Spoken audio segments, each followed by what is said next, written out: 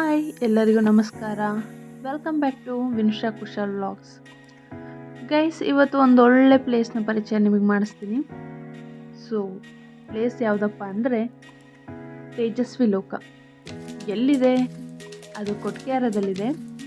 On the way ನೀವು Dharmasthala R Mangaluru ಕೊಟ್ಗೆಹಾರ ಹತ್ರ ಹೋಗೋದಾದರೆ so ನಿಮಗೆ ರೈಟ್ ಸೈಡಲ್ಲಿ ಸಿಗುತ್ತೆ. ಕೊಟ್ಗೆಹಾರದಿಂದ ತುಂಬ ದೂರ ಏನಾಗಲ್ಲ, ಜಸ್ಟ್ 1 ಕಿಲೋಮೀಟರ್ ಅಷ್ಟೇ. ತುಂಬ ಒಳ್ಳೆ ಪ್ಲೇಸ್. ಯಾರಾದರೂ ಆ ರೋಡ್ ಥ್ರೂ ಹೋಗ್ತಾ ಇದ್ದರೆ ಪ್ಲೀಸ್ ವಿಸಿಟ್ ಮಾಡಿ ಅಂತಲೇ ಹೇಳ್ಬೋದು. ಆ್ಯಂಡ್ ಯಾವುದೇ ಥರದ ಎಂಟ್ರಿ ಫೀಸ್ ಏನೂ ಇರೋದಿಲ್ಲ. ಆ್ಯಂಡ್ ಗಾಡಿ ನಿಲ್ಲಿಸೋಕ್ಕೆ ಪಾರ್ಕಿಂಗ್ ಎಲ್ಲ ಥರದ ಸೌಲಭ್ಯ ಇದೆ. ಆ್ಯಂಡ್ ಗೈಸ್, ನೋಡ್ತಿರ್ಬೋದು ನೀವು ಎಷ್ಟು ಚೆನ್ನಾಗಿದೆ ನೇಚರ್ ಅಂತೇಳಿ. ನೀವು ಫ್ಯಾಮಿಲಿ ಜೊತೆ ಹೋದರೆ ಆರಾಮಾಗಿ ಮ್ಯೂಸಿಯಂ ನೋಡಿಕೊಂಡು, ಅಲ್ಲಿ ಸಿಟ್ಔಟ್ಸ್ ಇದೆ, ನೀವು ನೋಡ್ತಿರ್ಬೋದು.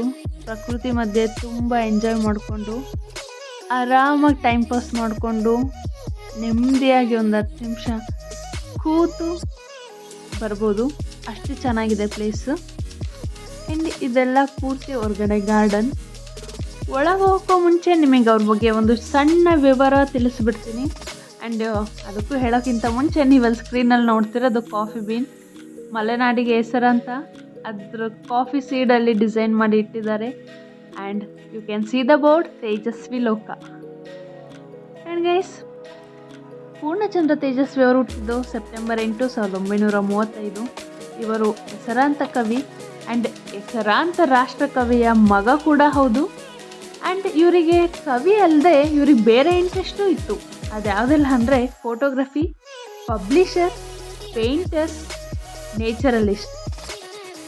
ಆ್ಯಂಡ್ ಆಲ್ಸೋ ಇವರು ಹುಟ್ಟಿದ್ದು ಕುಪ್ಪಳ್ಳಿಯಲ್ಲಿ, ಶಿವಮೊಗ್ಗ ಡಿಸ್ಟಿಕ್ಕಲ್ಲಿ. ಅಫ್ಕೋರ್ಸ್ ಇದೆಲ್ರಿಗೂ ಗೊತ್ತಿರುತ್ತೆ, ಕುವೆಂಪು ಅವ್ರ ಮಗ ಅಂದರೆ ಹುಟ್ಟಿರೋದು ಕುಪ್ಪಳ್ಳಿಯಲ್ಲೇ ಅಂತ. So just for information. And ಇವರು ತುಂಬ ಅರ್ಲಿ ಸ್ಟೇಜಲ್ಲೇ ಇವರ ಇಮೇಜ್ನ ಬಿಲ್ಡ್ ಮಾಡ್ಕೊತಾರೆ ಆ್ಯಸ್ ಅ ಕವಿಯಾಗಿ. ಆ್ಯಂಡ್ ಇವ್ರು ಬರೆದಿರೋ ಬುಕ್ಸ್ ಯಾವುದಪ್ಪ ಅಂದರೆ ಕಾರ್ವಾಲೋ, ಚಿದಂಬರಂ ರಹಸ್ಯ, ಜುಗರಿ ಕ್ರಾಸ್, ಇನ್ನಿತರ. ಆ್ಯಂಡು ಇವರು ಜ್ಞಾನಪೀಠ ಪ್ರಶಸ್ತಿ ಅವಾರ್ಡಿ ಕೂಡ ಹೌದು. ನಾವಿವಾಗ ಒಳಗಡೆ ಬಂದ್ವಿ. ಸೊ ನೀವು ನೋಡ್ತಾ ಇದ್ದೀರಾ, ಅಲ್ಲಿ ಪೂರ್ಣಚಂದ್ರ ತೇಜಸ್ವಿ ಅವರ ಒಂದು ಆಕೃತಿಯನ್ನು ನೋಡ್ತಾ ಇದ್ದೀರಾ. ಸೊ ಅವರೊಂದು ಮೋಲ್ಡ್ ಮಾಡಿ ಇಟ್ಟಿದ್ದಾರೆ. ಆ್ಯಂಡ್ ಅವರು ಬರೆದಿರೋ ಬುಕ್ಕಿನ ಪ್ರತಿಯೊಂದು ಸ್ಲೋಗನ್, ಆ ಸಾಲುಗಳನ್ನು ಇಲ್ಲಿ ಬರೆದು ಸೊ ವೀಕ್ಷಕರಿಗೆ ನೋಡಲು ಅನುಭವಿಸಲು ಇಟ್ಟಿದ್ದಾರೆ. ಆ್ಯಂಡ್ ಇಲ್ಲಿ ನೋಡ್ಬೋದು, ಭಾಷೆ ಉಳಿಯೋದು ಕತೆ ಕಾದಂಬರಿಗಳಿಂದ ಅಲ್ಲ, ಅದು ಉಳಿಯೋದು ಜನರ ಬಳಕೆಯಿಂದ. ಹಾಗೆ ಅವರ ಇನ್ನಿತರ ಬೇರೆ ಬೇರೆ ಸಾಲುಗಳನ್ನ ಕೂಡ ಅಲ್ಲಿ ಹಾಕಿದ್ದಾರೆ. ನಾ ಎಲ್ಲನೂ ಡಿಸ್ಪ್ಲೇ ಮಾಡೋಕ್ಕೆ ಹೋಗಿಲ್ಲ, ಸ್ವಲ್ಪ ಹಾಗೆ ಮೇನ್ ಯಾವುದ್ಯಾವುದಿದೆ ಎಲ್ಲನೂ ತೋರಿಸ್ತಾ ಇದ್ದೀನಿ ನಿಮಗೆ.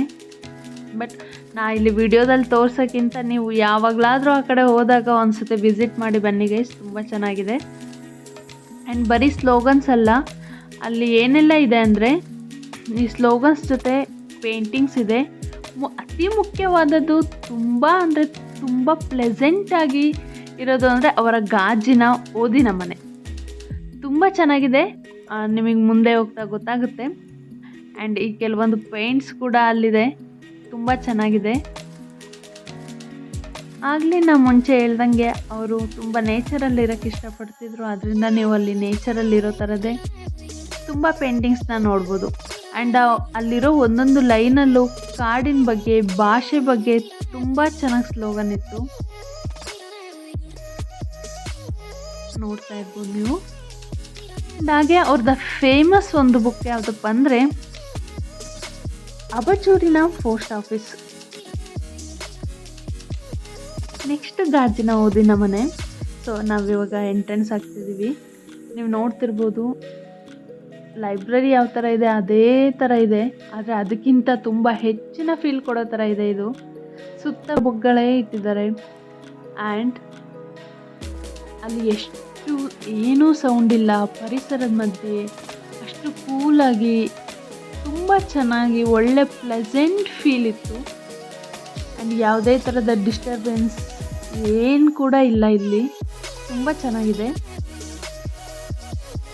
ಆ್ಯಂಡ್ ಅಲ್ಲಿಂದ ಹೊರಗಡೆ ಬಂದರೆ ಸೊ ಹಳೆ ಕಾಲದಲ್ಲಿ ಯೂಸ್ ಮಾಡ್ತಿದ್ದ ಕತ್ತಿ, ಚೂರಿ ಆ್ಯಂಡ್ ಹಳೆ ರಾಜರುಗಳು ಸೈನಿಕರುಗಳು ಯೂಸ್ ಮಾಡ್ತಿದ್ದ ಬಲಿ ಕತ್ತಿಗಳು ಆ ಥರದ್ದೆಲ್ಲ ಇತ್ತು. ಖಡ್ಗ, ಮೈಸೂರು ಶೈಲಿ ಖಡ್ಗ ನೀವು ನೋಡ್ತಿರ್ಬೋದೆಲ್ಲನೂ. ಸೊ ಕಟಾರಿ ಇನ್ನಿತರ ಸಾಮಗ್ರಿಗಳನ್ನ ಇಟ್ಟಿದ್ದು. ಆ್ಯಂಡ್ ಅದಾದಮೇಲೆ ಇಲ್ಲಿ ಹೊರ್ಗಡೆ ರೂಮ್ ಏನು ಪ್ರತಿಷ್ಠಾಪನೆ ಇತ್ತು, ನೀವು ಅಲ್ಲಿ ಎಂಟ್ರೆನ್ಸ್ ನೋಡ್ತಿರ್ಬೋದು. ತೊಟ್ಟಿ ಮನೆ, ಸುತ್ತ ಗಿಡಗಳು ಹಾಕಿದ್ದಾರೆ. ಆ್ಯಂಡ್ ಇದೊಂದು ತುಂಬ ಪ್ಲೆಸೆಂಟ್ ವಾತಾವರಣ.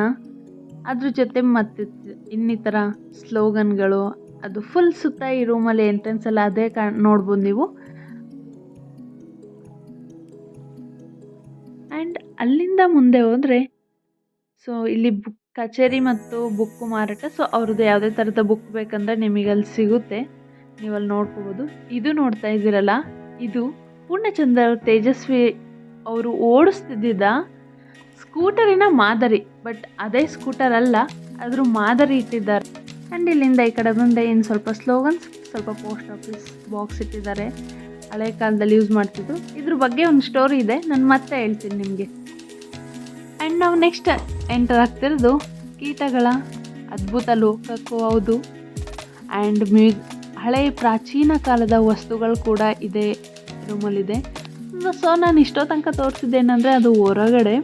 ಆ್ಯಂಡ್ ಅದರಿಂದ ಸ್ವಲ್ಪ ಒಳಗಡೆ ಬಂದರೆ ಇಲ್ಲಿ ಈ ಥರದ ಕೀಟಗಳ ಸಂಗ್ರಹಾಲಯ ಪ್ಲಸ್ ಪ್ರಾಚೀನ ಕಾಲದ ವಸ್ತು ಸಂಗ್ರಹಾಲಯ ಕೂಡ ಇದೆ.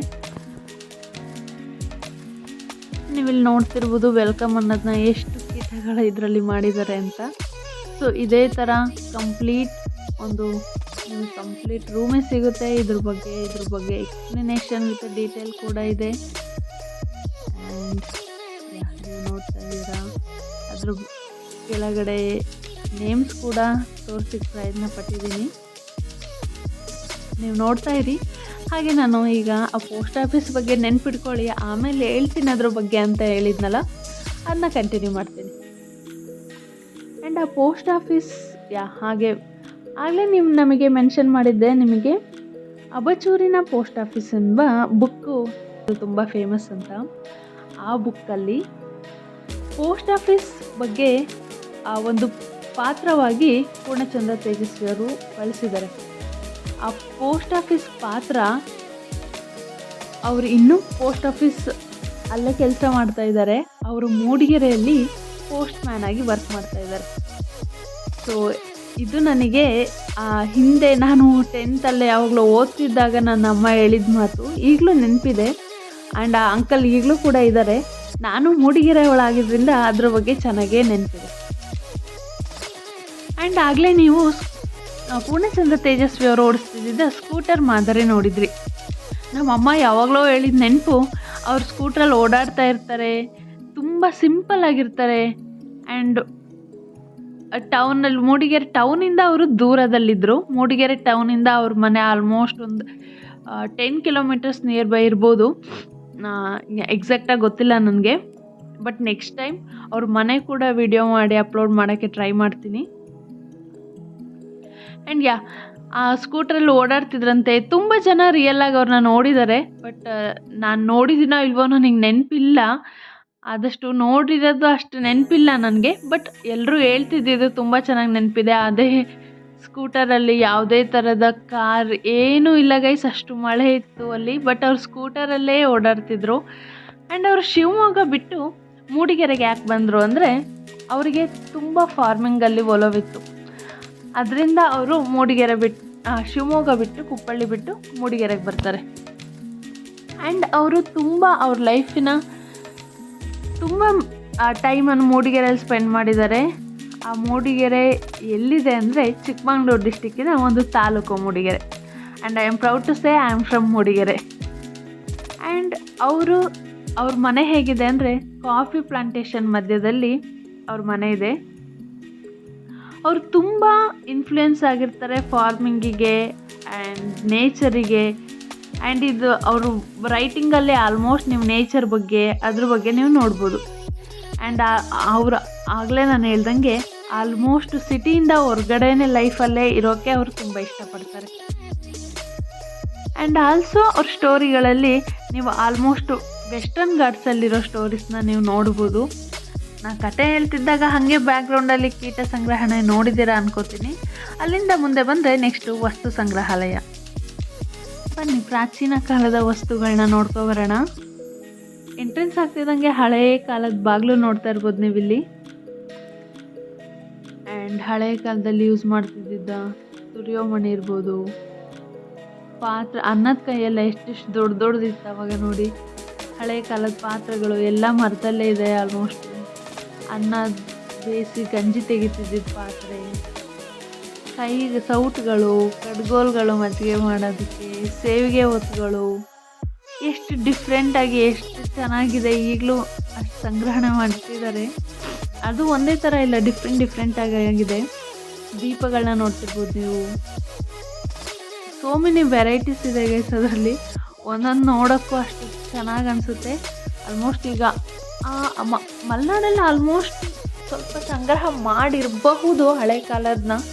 ಅಟ್ಲೀಸ್ಟ್ ಒಂದು ಹಳೆ ಕಾಲದ ವಸ್ತುನಾದರೂ ಇಟ್ಟಿರ್ತಾರೆ ಐ ಗೆಸ್.